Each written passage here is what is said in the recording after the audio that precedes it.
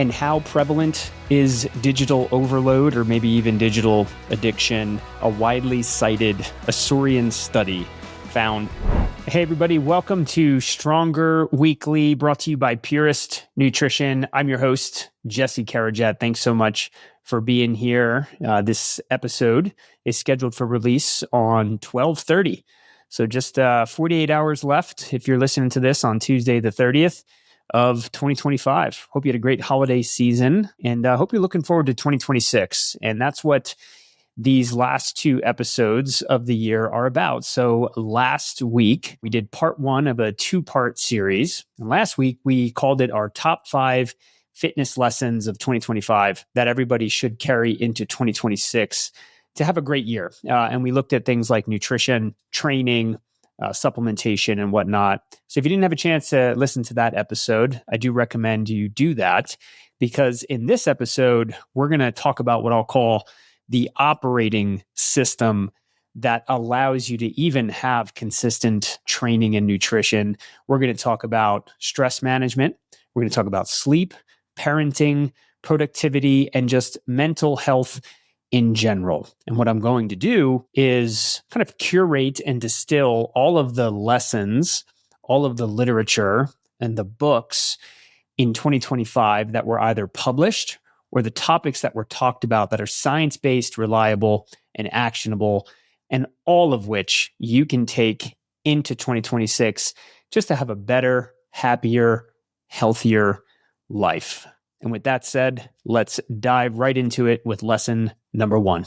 So your first lesson has to do with dopamine and how pivotal it is, especially as we enter 2026 in the age of information overload, to understand how dopamine may be affecting you and impacting your quality of life.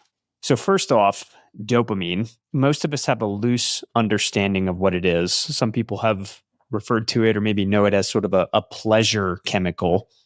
Partly true, but it's better and best understood as a motivation or drive signal. And for me, if I had to pick one thing I've learned in 2025, is that if we're not careful, we can become completely driven by seeking dopamine. And that could be in these massive floods of dopamine. Think drinking alcohol, especially if we're drinking it as a form of stress relief, where it's literally the dopamine is flooding your system and temporarily giving you some relief with longer term consequences. But I think more important to hone in on for this episode is in micro doses of dopamine, checking notifications on our phone, swiping Instagram, waiting for that next humorous post or deep post or distraction, whatever it looks like, gambling, sports, digital addiction. If we're not careful, we can just kind of move and coast from dopamine hit to dopamine hit to dopamine hit to dopamine hit, which robs us of our presence, of our focus, and of our ability to just experience life. So it's so important, especially if you're ever asking yourself, why do I feel like I can't focus? Why do I feel urgent all the time? Maybe minorly or majorly stressed all the time. It's important to look at and examine, what are we consuming? What are we putting into our mouths? What are we putting into our eyes? How much information are we consuming? How fast are we jumping from one topic to another, to another, to another, and never truly allowing ourselves to just be present? Lots and lots of books, podcasts, literature, studies, research about the importance of everyone just kind of examining dopamine. But first you have to understand more about what it is. So I'm going to pull from, I think, one of the most pivotal books that, in my opinion anyway, that's been written on the topic. And it's called Dopamine Nation by psychiatrist Dr. Anna Lemke. If you haven't heard of her, she's been on some of the biggest podcasts, The Diary of a CEO, The Huberman Lab. So absolutely a treasure, an American treasure, especially around dopamine. But she describes modern life as an environment of constant high reward stimulation. Rings true for me. And she gives this line, and I think it hits hard, and it's so spot on. And it is this, that, quote, "The smartphone is a modern day hypodermic needle." And her biggest point, or a bigger point, is about this pleasure-pain balance. Our brain is constantly fighting to keep equilibrium between pleasure and pain. And more high dopamine stimulation tends to produce more of a come down on the opposite end. So a lower baseline mood, irritability, restlessness, cravings. In other words, the more we're flooding our system with constant dopamine, the more we're also going to be feeling the come down or the negative effects where we get stuck in this kind of cycle of reward pain. And that could be someone's just kind of chronic existence in life, which again points to why it's important to examine our behaviors. And again, that comes down to what are we consuming, either with our eyes or our mouths or otherwise, right? If you've ever said, just one way to kind of think about this, I don't want to do this thing, but I continue to do it anyway. I don't want to use my phone so much, but I scroll Instagram before I go to bed. I don't want to drink on Friday 4 drinks, but I do it anyway, right? That is a telltale signal that you are seeking, your brain at a deep level is seeking that dopamine because it's feeling as though it doesn't have natural sources of it. So it's a good way to kind of look at it. And I think a danger is that the more you allow yourself to give into those cravings or urges for those familiar dopamine sources, the bigger and larger amounts that you're going to need to get the same effect. So here's another way to do kind of a self-audit, a quick self-assessment as to whether or not you should be questioning your dopamine sources and your reliance on it, right? So 1, you reward yourself reflexively, not intentionally. So you're doing these things with no kind of forethought. You just kind of dive into them. 2, and this is something that rang true for me, you feel restless or agitated when you remove the stimulus. You want to try something out. Try to go an entire day without your smartphone, especially on a Sunday in football season, right? Like you can't reflexively check the scores of the games, and maybe your child brings up a topic and you don't know the answer and you want to go to Google to just look it up real fast and get that quick satisfaction and you can't do it. Does that make you feel restless and agitated? You're addicted to that thing. And that's a good way to look at it. Another one is you keep escalating. So it's either more drinks or longer sessions on Instagram or longer bouts at night checking your work emails, right? Those are just, you have to do it more and more and more. And also maybe another one, you kind of lose yourself. You tell yourself, okay, I'm just going to check my work emails for 5 minutes. Next thing you know, it's 30 minutes and you just completely lost time. All telltale signs that you could be struggling with dopamine. So if any of this resonates with you, I do encourage you to kind of look into this more, but I'd like to leave you some practical steps I think that anybody would benefit from. So 1, consider a dopamine fast every single day. It could be 30 minutes, could be 60 minutes. Your brain needs short periods without reward to kind of reset sensitivity and just reset in general. So that could look like a social media fast, a smartphone fast. That could be powering down your phone and just being present for the last portion of every day. But definitely consider a dopamine fast daily. Number 2, choose a top vice, a top thing, and create what Anna Lemke calls friction. So that means like create a barrier. If it's alcohol, remove it from the house. If it's a certain app on your phone, delete the app. Create friction to make it less likely for you to cave in for whatever that craving is. This is, I hope these terms, this next one sticks with you, but replace, quote, cheap dopamine, cheap, easy dopamine with earned dopamine. So cheap dopamine, again, is that swipe, that scroll, that social media, that beer. Replace it with something that you get joy from that you have to earn. And of course, my favorite, fitness, maybe even just going for a walk, doing something hard, but doing something that takes intentionality and effort is a healthier source of dopamine almost every single time. And then a last little step is when you feel a strong craving to do something, right? Again, pick up your phone, have that drink, just delay 10 minutes. Most science shows that cravings, especially when they're connected to dopamine and reward systems, they do subside. 10 minutes is a great goal. How that could look like, it's 5:30, you didn't plan on drinking, you're stressed, you're dysregulated, the thought of a beer pops up in your mind. Before you take that walk to the fridge, wherever it's sitting, just set a timer for 10 minutes. I promise the craving will pass. But that's just 4 practical steps that you could take if you want to move in a healthier direction with whatever it is that you may be over consuming, if you will. And that is it for lesson 1. Let's move into the next lesson of 2025. All right, let's be honest. You're probably not a professional athlete with a personal chef and unlimited recovery time. If you're like me, you're hitting the gym at 5 a.m. before work or squeezing in training between meetings, just trying to stay consistent while life keeps throwing you curveballs. That's exactly who Purist Nutrition was made for. Purist keeps it simple. NSF certified supplements with minimal, clean ingredients that actually taste good. No artificial ingredients and no proprietary blends where you're guessing what you're taking. Just premium actives like CreaPure, the purest creatine on the planet, whey isolate protein that is US sourced and easy on the stomach, and hydration that keeps you going without all the extra sugar or sodium. Whether you're a parent juggling kids and training or just someone who refuses to compromise on quality, Purist Nutrition fits your routine. Built for tomorrow, science-backed, tested and trusted by athletes, and most importantly, effective. Visit puristnutrition.com to see the full lineup of quality supplements. That's puristnutrition.com, because your nutrition should work as hard as you do. Okay, sticking in the same vein here, we're going to talk about digital overload. I heard this phrase once, stuck with me. Your attention is actively being farmed. It's being farmed. Everything is in competition for your attention, if you think about it. And digital overload is not just screen time.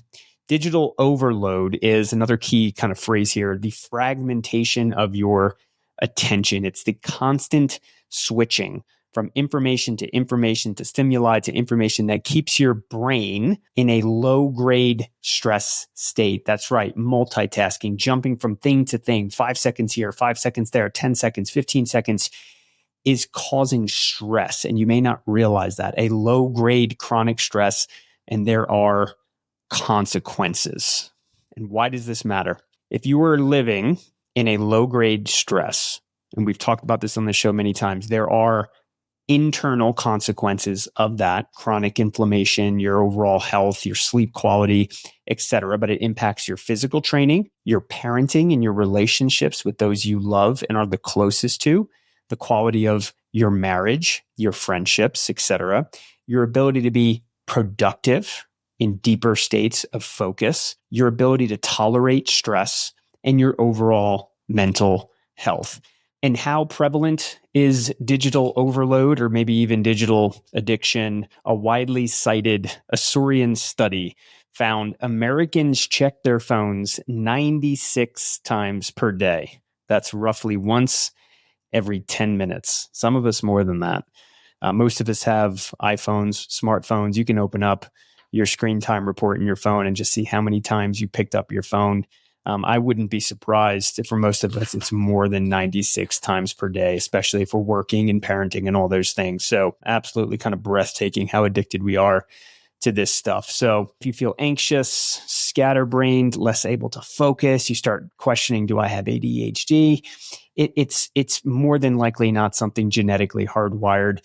It's a consequence of how interrupted you've allowed your life to become.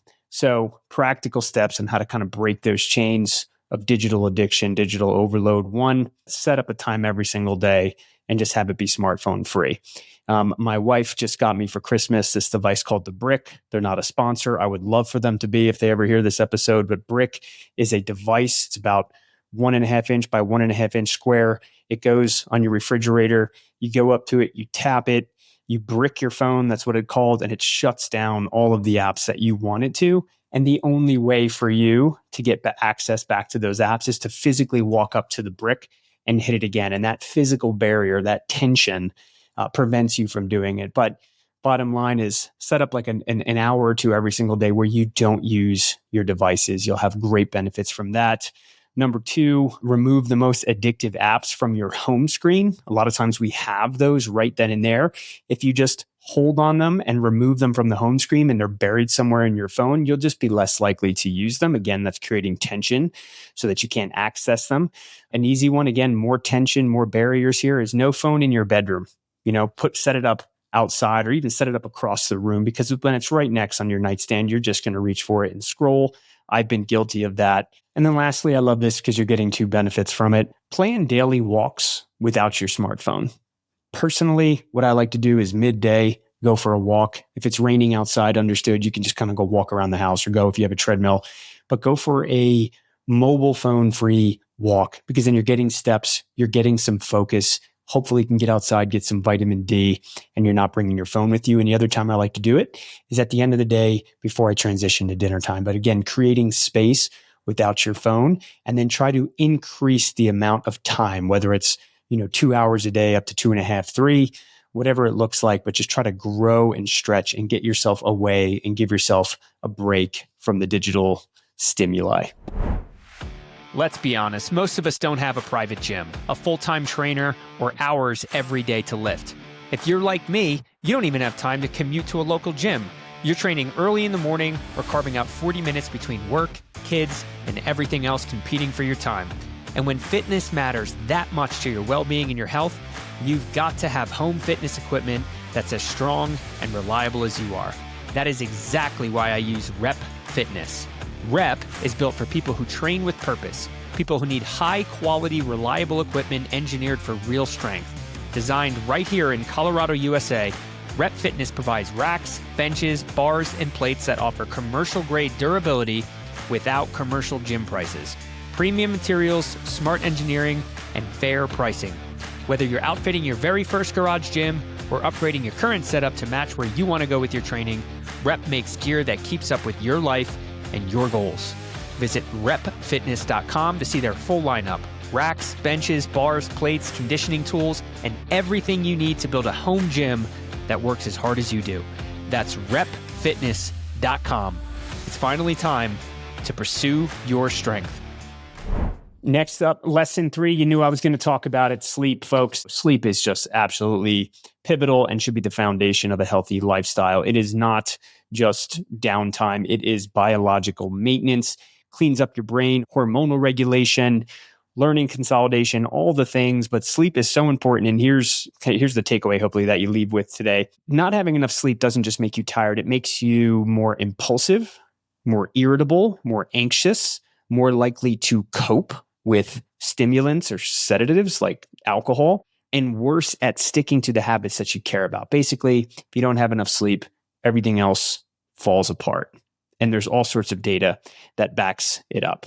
And speaking of data, a CDC analysis from 2020 found about 1/3 of US adults report short sleep, which is less than 7 hours. It also shows big differences by demographics and geography, including higher short sleep prevalence amongst lower income groups and in many non-metro counties. There's also occupational patterns. So an analysis found high short sleep prevalence in certain job categories, including healthcare support roles. And most importantly, sleep duration is linked to mortality risk. Sleep less, die earlier is the simplest way I can put that. A large meta-analysis found that both short and long sleep durations are associated with higher all-cause mortality versus 7 hours. So in other words, this particular study from Nature, and that's a publication, not just the word nature, that moderation is important. So you can sleep too little and have more all-cause mortality or die earlier, but even like sleep longer. And I would assume if you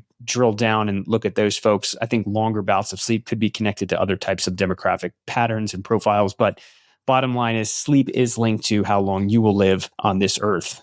Practical steps if you're not sleeping enough. Here's 5 that you can do. 1, aim for consistency before duration. If you're struggling to get a recommended, say, 7 hours, it's okay if you can't do that based on your life, but try to get consistency, meaning you go to bed and wake up at the same time every day, because sleep consistency and the beneficial impact on your circadian rhythm is shown to have tremendous health benefits. So maybe start with consistency and then over time, see if you can get more duration. Number 2, start with morning light or some type of light immediately when you wake up. Light signals to your body that it is time to be awake, and it gets you out of that sleep cycle. It anchors your circadian rhythm, gives you better energy in the day.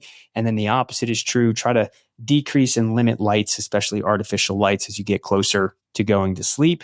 Number 3, cut caffeine earlier than you think. Shoot for noon, assuming you have a normal wake pattern and sleep cycle. If you can't do that, try 2 p.m. and then try to whittle it down to noon. But caffeine clearance is slower than most people assume. Late caffeine in the day can dramatically decrease your deep sleep, which is the good stuff. That's what you're looking for, REM and deep sleep. Number 4, have a landing sequence at night or just have better sleep hygiene. Try your best to have some habits and patterns to signal to your body and mind that you are coming down. You're ready to go to sleep, because those are powerful habits that can really get you into sleep faster. Because let's just say you're going to be in bed for 7 hours. If it takes you an hour to fall asleep, you just lost a high percentage of your sleep potential. So try to have some good sleep hygiene around the time that you go to sleep. And then one that I love, cool, dark environments help us have better quality sleep. I've heard some research around 68 degrees, 69 degrees could be ideal. I know sometimes if you have a wife or husband, someone that you're sharing a space with, there might be some tension there. Got to figure that out. But cool, so 68 degrees and dark is going to get us to sleep faster and have better quality of sleep once we're actually sleeping. So definitely in 2026, make sleep a priority. Next up, lesson 4, it's about parenting. There is no perfect way to parent, but there are really, really good tips that every parent should use. And this show is for busy parents, busy professionals, busy people in general that are trying to make the most of their time and just be as fit and healthy as they can. So we have to talk about parenting. And what I'm going to do, because there wasn't a single parenting lesson that I thought I should just focus on, but what I'm going to do instead is focus on some of the better parenting books that are out there. And these aren't necessarily books that were published in 2025, but I felt as though if you're just kind of scanning online, social media, and otherwise, they just got talked about. So I wanted to kind of drill down on these books and try to pull away the main takeaway from each one. So hopefully both you and I use these tips in 2026.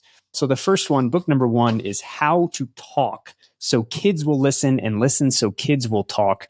Great title. It's by Adele Faber and Elaine Maslish. Apologize if I mess up these names, but the brief synopsis of this particular book, it's a practical communication playbook for parents to kids and kids to talk to parents. And it's how to reduce things like power struggles, how to help kids regulate their emotions, and just improve overall harmony and cooperation through, and the key of this book is emotional validation. A lot of times as parents, when our kids are having a hard time, we think, why are they giving me a hard time? When in reality, they're having a hard time. And we jump right past acknowledging the emotion itself and we get into correcting or solving. And the most important takeaway from this particular book is that we acknowledge feelings first and problem solve second, because the moment we connect, it lowers defensiveness from the child, puts them at ease, makes them feel seen and heard. And then, and only then, do we have an opportunity to solve a problem, to help them, to fix, or and sometimes discipline. A quote from the book, quote, "Children don't need to have their feelings agreed with.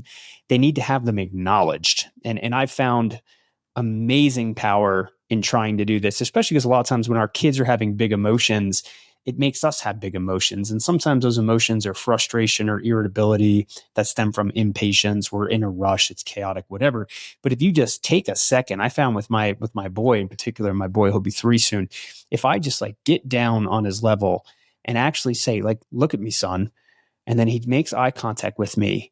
And I just acknowledge that and just say maybe something like, I know you're mad, but, and I slow down how fast I'm talking. And when I make that connection, I can almost like feel him coming into focus. And then I have the opportunity to say what I would have said. But it's just acknowledging those feelings first. And it takes a lot of discipline and restraint as a parent to do that.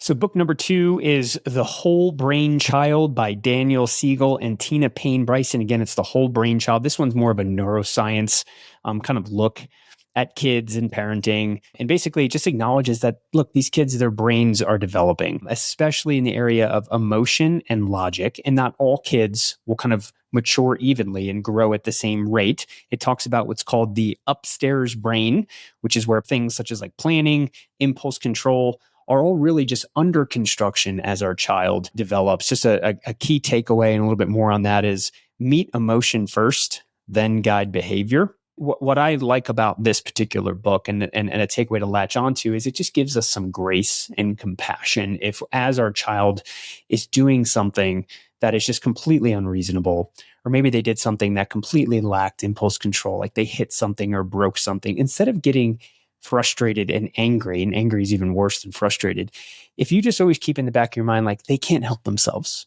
Their brain is literally not developed to be able to control the thing that we want them to control. That awareness and just constantly coming back to it just gives grace and compassion, which can mitigate some of the frustration that we feel, which could then cause some of the anger or outburst that comes out of our mouths. And that can be nonverbal and verbal. So again, a neuroscience view and really just kind of understanding what's happening in that child's brain as they develop, I think it'd be helpful for all of us to just keep that front of mind as we parent every day. Next one, third book, and there's 4 folks, same authors actually, Daniel Siegel and Tina Payne Bryson. It's called No Drama Discipline. The book is basically, if there's one takeaway, discipline is teaching. It's not punishing. Discipline is all about teaching. And in order to do that, you need clear boundaries and a calm delivery when you're disciplining. No emotions, no yelling. There's consequences in the relationship when you do that. But the goal is to build their skills, not have them be fearful. And that's actually one of the quotes I pulled is, the goal of discipline is to teach. And discipline is the most effective, and this is pulling from the book, when your child feels safe and connected to you, even while you hold the line. So a takeaway, if there's one from this book and the lessons from it, is just try to pull your emotions out of the disciplining and the correction when you're doing it, because you're there to teach them, not to harm them, instill fear so that they don't do it. Oftentimes I'll even say that to my kids, especially if they're upset when I'm correcting them. Say, look, my goal is to keep you safe. My goal is to teach you how to live. And that's exactly what I'm doing. And I'll just harp on that for a while. Maybe eventually they'll understand that. But again, the goal of discipline is to teach, not to punish. And the last book I'll mention before we go into some practical steps, it's Simplicity Parenting by Kim John Payne. And really my take on the book is it's a counter message to modern life. Less is more. We're all prone to filling our schedules with activities, stimulations, even like filling our houses with like things and clutter and whatnot. And this book, really the greatest takeaway is your home itself and the schedules in your lives can act as a nervous system regulator for your children. And less clutter, fewer inputs, less things to do is better for everybody, not just for the kids, for the parents as well. So audit your life, audit your calendars, and just cut out the chaos wherever you can. And there's a great quote from it. And this is the author, Kim Payne's vision for a home. The way it should be is, quote, time moves a little slower, end quote, in all of our homes. And that would be better for everybody. So audit your schedules and act accordingly. So some practical takeaways across all those books. 1, validate before you make the correction. This one's great. I didn't say it this way earlier, but number 2, less is more when it comes to words. So shorten your words and your phrases, especially when you're stressed, because if a kid's dysregulated, they're less likely to listen. So less is more in the words that you choose. Number 3, connect and then redirect, right? So make sure you're connecting on an emotional level. And number 4, just simplify your lives, declutter, de-stress your lives, do less, because less is more when it comes to parenting. So hopefully that was helpful in the topic of parenting in 2026. Look, if you're like me, you enjoy a drink every now and then. A glass of wine with dinner, a cold beer after a long week, maybe even a night out with friends. But you want to stay in control. That's why I'm excited about Clutch, the newest innovation from Or Health. Clutch is a fast-acting naltrexone mint you take before you drink. It dissolves quickly, absorbs through your mouth, and starts working fast, helping you curb the cravings without giving up drinking altogether. It's discreet, portable, and designed for real life. The mints come in a sleek, pocket-sized case that goes wherever you go. If you've been trying to moderate or simply drink smarter, this is the tool that you need. To get started, text STRENGTH to 710-710. That's STRENGTH to 710-710. Answer a few quick questions, and your Clutch will be shipped directly to your door. No more hangovers, no more guilt, just the control you need in the palm of your hand. Bulletproof your drinking with Clutch now. And the last lesson to take into 2026 has to do with productivity. Look, we all want to be more productive, whether that's at work, with our training, parenting, whatnot. But there's ways to do it. And I think there's some great lessons from 2025. So 2 big ideas. 1, shorter, more focused work can actually outperform longer more scattered work. And number two, time blocking. I talk about it all the time. Time blocking reduces stress because it increases perceived control in your life or agency, in other words, and why this matters. So most people that feel burnt out aren't necessarily burnt out from max effort or the jobs themselves. It's the fragmentation. It's being disorganized. There were some great books, one of which that came out that talk about how people have better well-being and productivity when they have 4-day work weeks versus 5. We tend to kind of rise up to the urgency or having less time to do more in less time. Whereas if you give people more time, they will just fill it with less meaningful and less productive work. Not all of us have the ability or freedom to just say to our employers, I'm going to work 4 days this week versus 5. But what you could look at is kind of crunching the amount of time that it takes you to do certain projects and then leave the other time in the day and week for more like focus work and more restorative work and proactive work. That's one way to look at it. But another huge skill or tool or lever that I always encourage people to use is time blocking. It's looking at every single day. And first and foremost, asking yourself the question, when psychologically and emotionally am I the most able to be productive on certain types of tasks? It might be analytical work, it might be client facing or performative work, and try your best to structure your day around when you feel the most ability to be high performing in that particular task. And then actually every single minute of every day, you're blocking in a calendar what it's for and holding yourself accountable to it. And that's just a version of time blocking. And by the way, I recommend that you don't just time block your work day, you time block your personal day as well. And just to give you an actual practical example of what I do, I tend to focus on my fitness in the morning. So I will block fitness from 5:30 to 7. And that includes waking up, in some cases, cold plunging, doing some journaling before that if I'm really feeling like I have the time to. But then it's cold plunge, pre-workout, workout, shower, boom. Next block, family time. Next block, work time. And that work time is going to be a large part of the day. But then I break up the work time into focus blocks. And then I fill those focus blocks with specific things that I'm either researching, studying, analyzing, etc. And then, of course, I'll have meetings. I'll have a block in there for a midday break, which is always a walk. And then at the end of the day, I'll have a focus block to kind of wind down, wrap up, plan and prepare for the next day. And then I go right into a family block again. And that's one day, rinse, repeat. You customize it as you go. But lots and lots of research on not just how time blocking will make you more productive, it'll actually reduce your stress because you feel as though you're in control and you're following a plan as opposed to reacting. So a big kind of lesson of 2025 there to carry into 2026 is look into time blocking. If you're not doing it, do it. And we can always get better at doing it. So I definitely highly encourage everyone to adopt that as a best practice. And just some other steps in addition or tips in addition to time blocking. Number 2, in your time blocks, create 2 or 3 what's called protected blocks for your highest leverage work. So deep work, which requires uninterrupted time.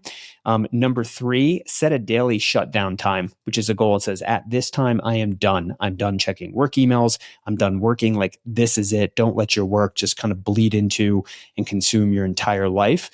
Next one, I love this one. It's called batch communication. So 2 to 3 windows per day tops where you do all of your email, your texting, and your DM checking. Because if there's one thing that causes us to react and fragment our intention, it's responding to and getting caught up in like the email and text and DM loop. So basically shut those off, but leave space for them so that you're being courteous and professional and timely following up with your colleagues. So those are just 4 tips that you could try if productivity is something you want to focus on in 2026.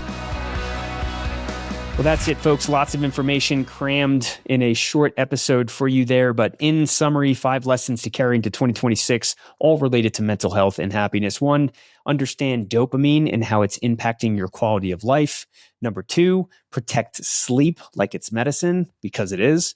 Number 3, treat your attention like a resource and definitely question digital overload and digital addiction. Number 4, parent with connection and structure, and less is more in both words and activities. And number 5, build a weekly system and time block to improve your productivity. So that's it for this portion of it. Look, really excited about 2026 and our partnership with Purist Nutrition and Rep Fitness and Or Health, and really excited with some of the guests that are going to be coming on the show. I have to ask, we've been covering the health and fitness headlines now on this show for several months. Really hope that brings you value.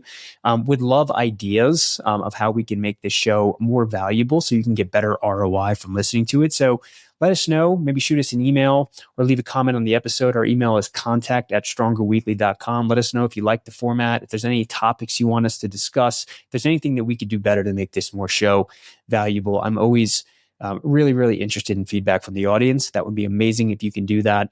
If you're up for it and you're still here and listening, we always love a good rating, review, or maybe share this with a friend. If you think it can help them grow stronger every single week, we really, really appreciate that. It's been an amazing year here at Strongly Weekly. We hope you had a great year and you're as excited about 2026 as we are. So thank you so much for joining the show. Have a great end to your year, and we will see you on the other side in 2026. We'll see you next time.